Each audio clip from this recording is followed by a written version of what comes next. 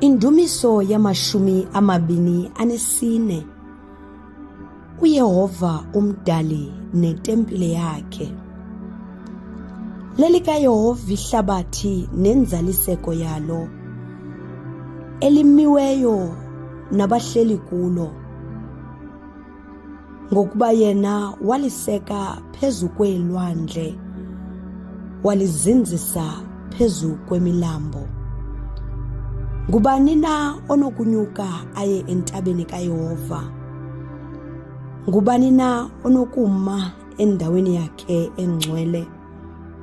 Ngozandla zimsulwa, ontliziyo inyulu, ongawuphakamiseli kwinkohlakalo umphefumlo wakhe, ongafungiyo ngenkohliso. Uyakwamkela intsikelelo kuYehova nobulungisa kuThixo ongumsindisi wakhe.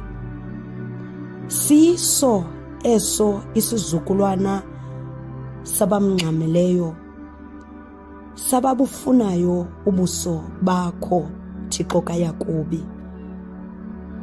Phakamisani iintloko zenu masango, niziphakamise minyango yaphakade, angene ukumkani wozuko.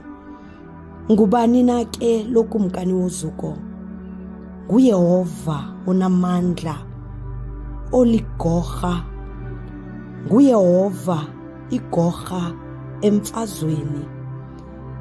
Phakamisani iintloko zenu masango, niziphakamise minyango yaphakade, angene lo kumkani wozuko.